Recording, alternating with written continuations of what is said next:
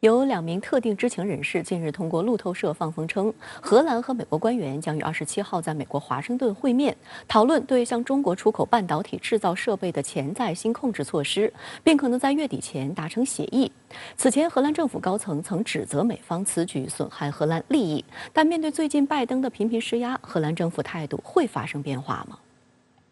路透社报道称，若双方能就细节达成共识，新协议最早可能在27号宣布，但达成的任何协议可能不会立即宣布。特定知情人士表示，谈判代表的一个核心担忧是，即使是供应链的微小变化，也可能重新引发全球芯片短缺问题。这种情况最近几个月有所缓解，但在过去2年中，对芯片供应链造成了严重破坏。他还说，荷兰官员坚持要根据国家安全考虑制定控制措施，不要给人留下美国试图偏袒本国芯片制造行业的印象。截至目前，美国和荷兰官方都拒绝就此事做出回应。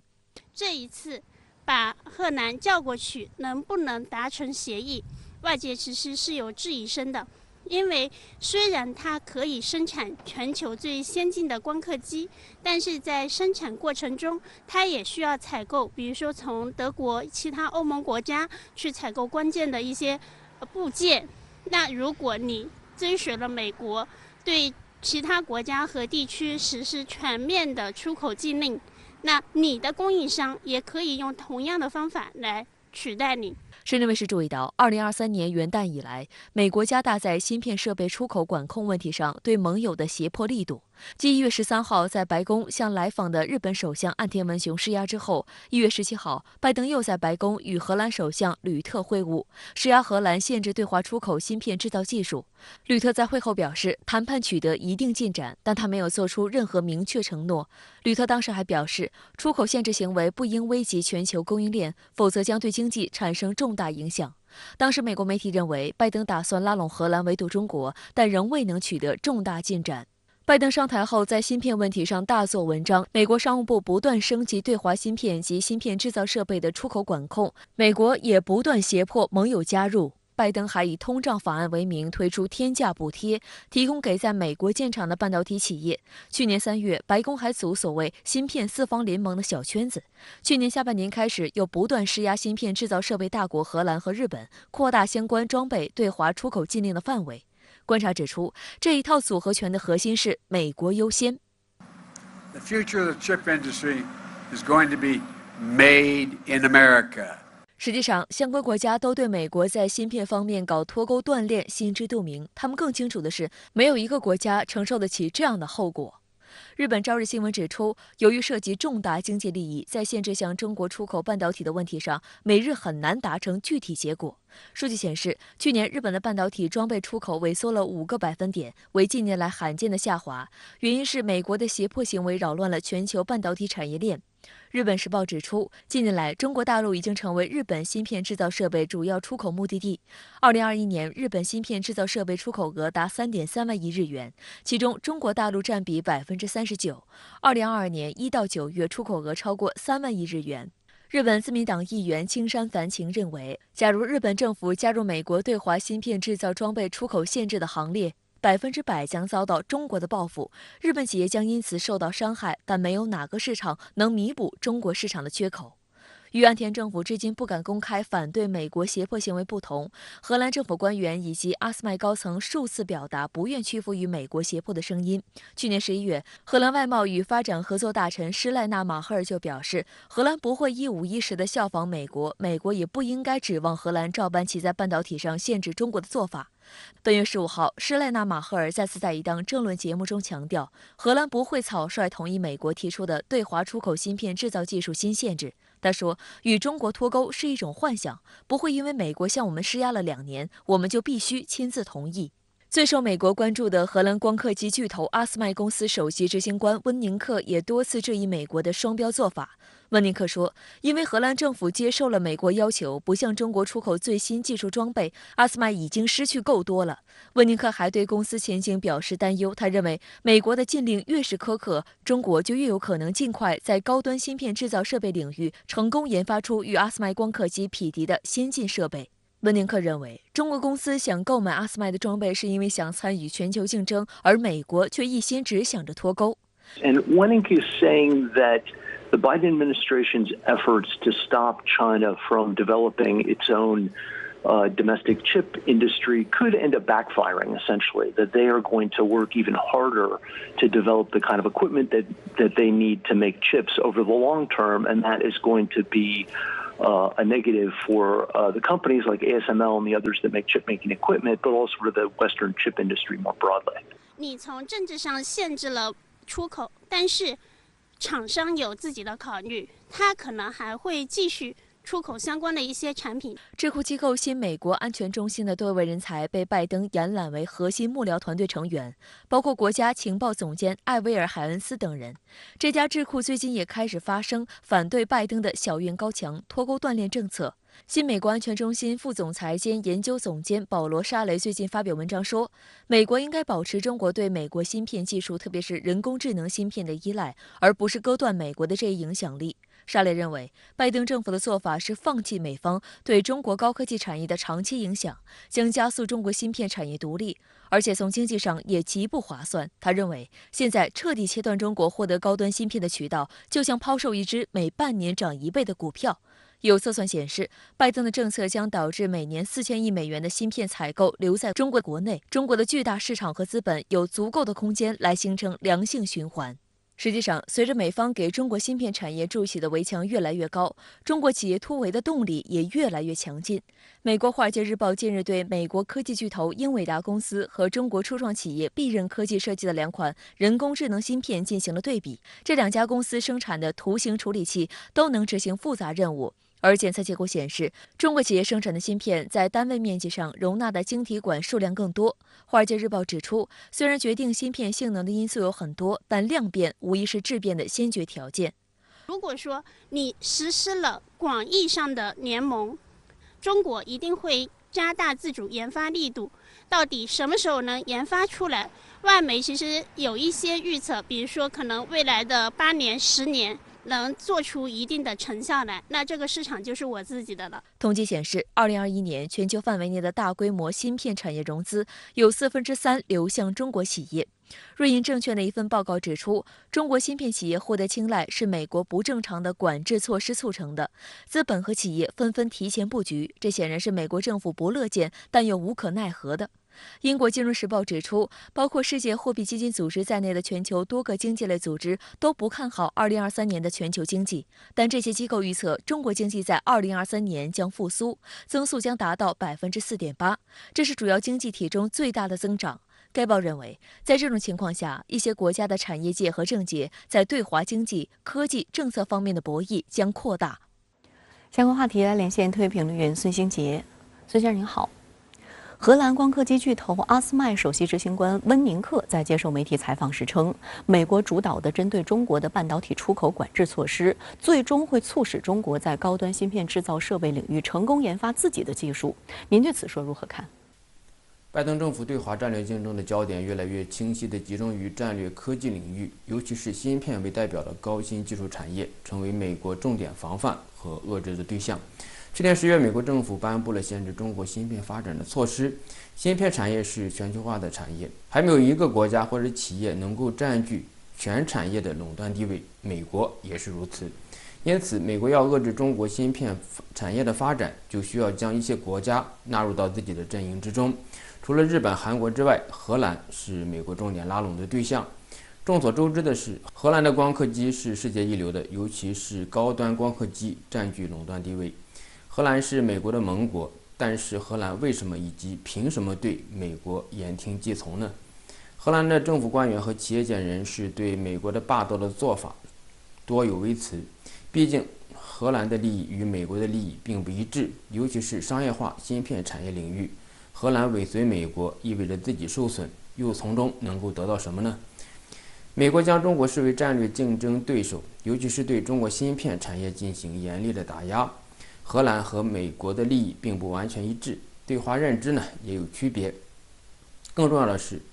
美国要求荷兰政府和企业遵循美国的标准和措施，荷兰付出的是实实在在的代价，所获无几。当然呢，光刻机以及芯片制造设备要实现自主，并不是容易的事情。如果荷兰不出口，中国只能将相关技术突破视为关乎国家安全的重大事项。需要强调的一点是，芯片产业是现代工业体系最复杂的产业之一，也是具有鲜明全球化色彩的产业。更重要的是呢，它是人类相互合作的成果。美国要求荷兰等国加入到对华芯片遏制的阵营，打破了全球合作的局面，重挫了市场的效率和创新的进程，其实是全球福利的损失。美国知名外交专家傅利民最近呼吁美国要用现实主义取代美国对亚洲政策的狂妄自大，你有什么样的评论呢？傅利民是资深的外交家，对美国的对外政策呢多有批评。傅利民认为，亚洲的形势已经发生了变化，美国的亚洲政策需要顺应形势变化而做出调整，与亚洲各国共同塑造地区秩序。长期以来，美国的亚洲政策的核心就是为了维持美国的领导地位，但是这种地位的维持呢，需要美国付出更大的资源和精力。未来的亚洲秩序需要建立在力量平衡，而不是美国的独大。傅利民认为，美国需要使政策服务于利益，而不是意识形态。我想这是非常重要的一个忠告。在最近几年来，美国的亚洲政策，尤其是对华政策，带有非常明显的意识形态色彩。进一步说呢，就是恢复冷战战略。拜登政府更是不断的炒作和利用所谓的民主与威权之争，在亚洲复制冷战。无疑，这就是傅利民所批评的狂妄自大。美国冷战时期的欧洲战略能够复制到亚洲吗？显然是不能的。与欧洲相比，亚洲具有多样性和复杂性。更重要的是呢，亚洲国家与美国并不拥有共同的文明基础和价值观念。这也是为什么冷战期间美国没有在亚洲建立起多边的军事同盟的重要的原因。傅利民建议美国的亚洲政策要基于战略、治国之道和外交，其实就是要改变目前美国在亚洲复制冷战的做法。亚洲地区秩序不能够依靠价值观念的对立、军事同盟以及善恶二元的对立，也不能依靠美国在亚洲地区作为不在场地主的角色。从战略来说呢，世界经历了世界之变、时代之变和历史之变，中美是全球化时代的大国关系已经相互嵌套在一起了，这就意味着遏制战略没有了基础。此外呢，中国与亚洲区域内国家保持了紧密的联系，美国要调动体系性的力量围堵和遏制中国也是难以实现的。只要中国对世界持续开放与合作，扮演全球化时代的世界之中国，中美之间就可以避免冷战陷阱。从世界历史来看呢，大国之间的竞争核心还是治国之道的竞争，尤其是国家治理能力的比拼。中美两国关系不仅关乎本国，也关系到世界，但是更关键的还是本国的治理与发展，解决各自国内发展的问题，提升治理能力，这也是中美两大国能为世界提供的红利。经过几年的磨合与试探，回归外交轨道还是中美两国有识之士的共识。在去年巴厘岛元首会晤，双方释放了不少善意。在我看来呢，这是中美之间的一次确认，恢复和开辟各个层面的外交沟通渠道，管控危机，寻找新的合作空间。而中美携手共同塑造亚洲秩序，则是可以而且是必须共同努力的议题。好的，也谢谢孙先生跟我们共同在线分享您的观点，谢谢。蔡英文27号召开记者会，宣布由前副手陈建仁接任苏贞昌出任行政部门负责人，并重组行政团队。苏贞昌的团队将于30号卸任，新的行政团队31号正式上任。台湾舆论认为，陈建仁只是蔡英文的棋子和傀儡，也是蔡英文在民进党内牵制赖清德的工具。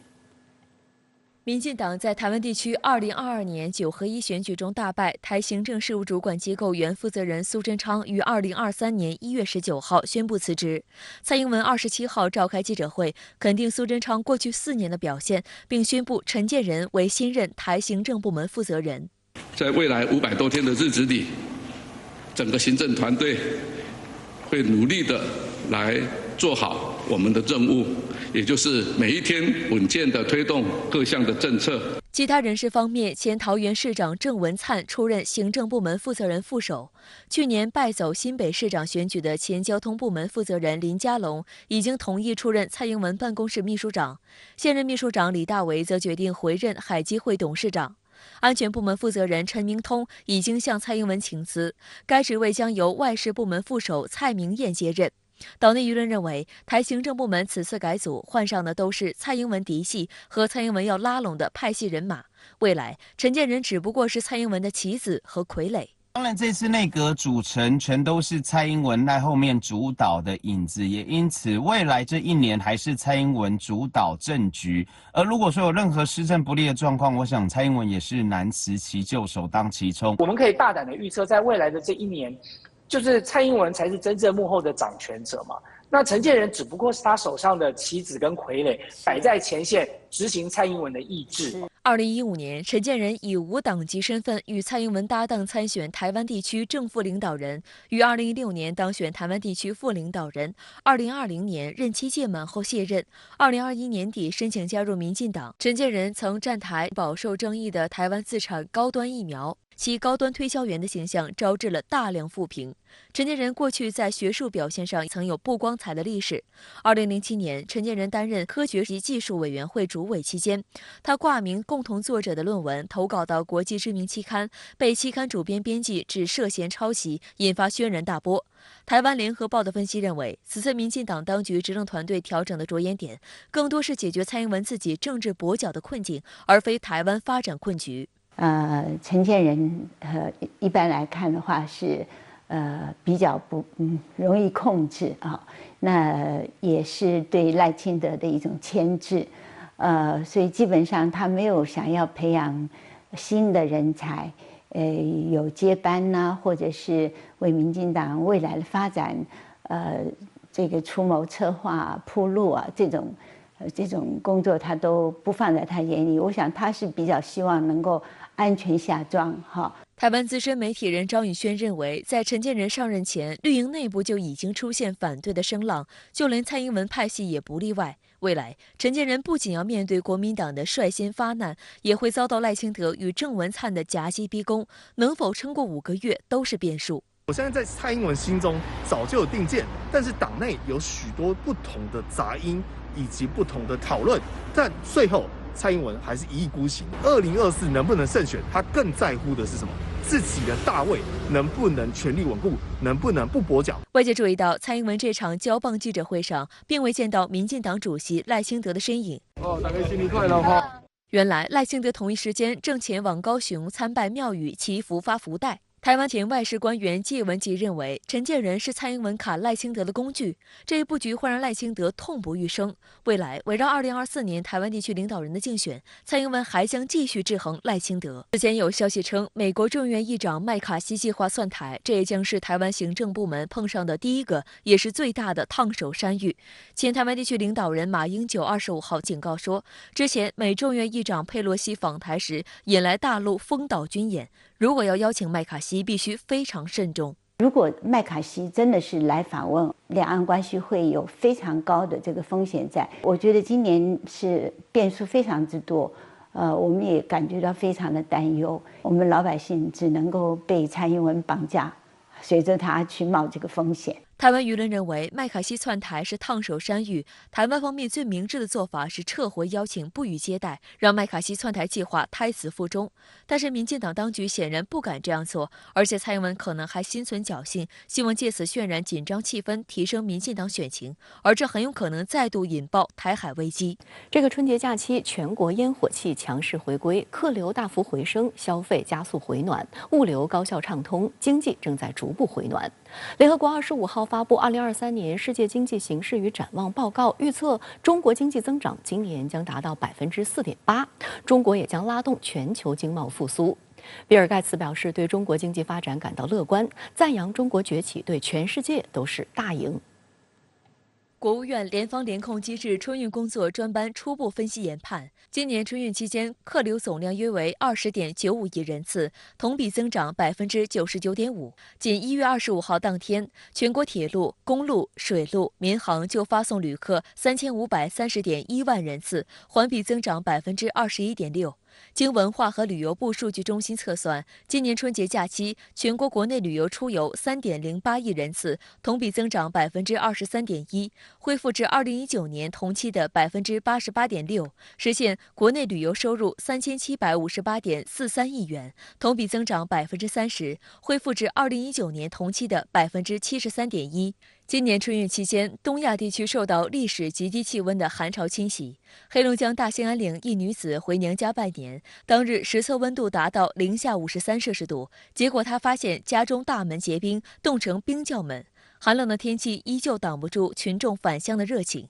春节期间，消费市场呈现爆发性增长，各大商圈人气也非常旺盛，人们外出购物、就餐、娱乐热情高涨，不少餐饮门店排起长队。有网友晒出自己在长沙的排队截图，您前方还有4538桌，请耐心等待。这个排队数字让人十分震惊。还有网友发出"全国人民都来长沙过年了吗"这样的灵魂感叹。哪怕是需要排如此长队，都没有磨灭消費者的熱情。這種現象在全國範圍內都十分普遍。咁樣初二開年就之後呢，相對喺11點鐘之後，咁樣呢就會有排位嘅現象，個客流量係多咗50%度啦。消費者的消費熱情得到空前釋放，旅遊市場也展現了強勁的回暖趨勢。據新加坡聯合早報報道，中國春節旅遊市場逐漸升溫。春節期間，旅遊產品預訂量比2022年上漲40%，人均旅遊花費同比大漲超過50%。春節黃金週7天呢，深圳世界之窗景區呢，入園遊客超20萬，基本恢復到2019年水平。那麼呢，我們景區從白天到晚上，景區數十個動感參與性項目裡也增加了這個開放時長，也滿足不同遊客的需求。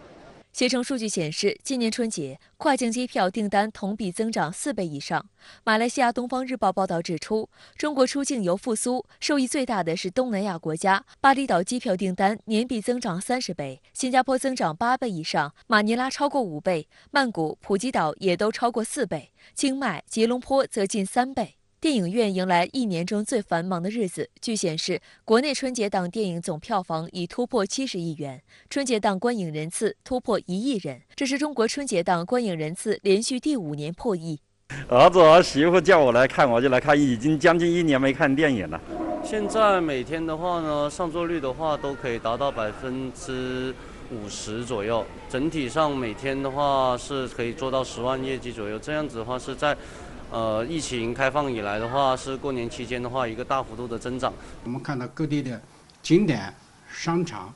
飯店以及旅遊消費都出現了井噴式的發展。從這點上反映出2點來：中國人和中國市場信心的回歸；第2點，對於未來的回歸，信心的回歸。因為這2個回歸是非常重要的。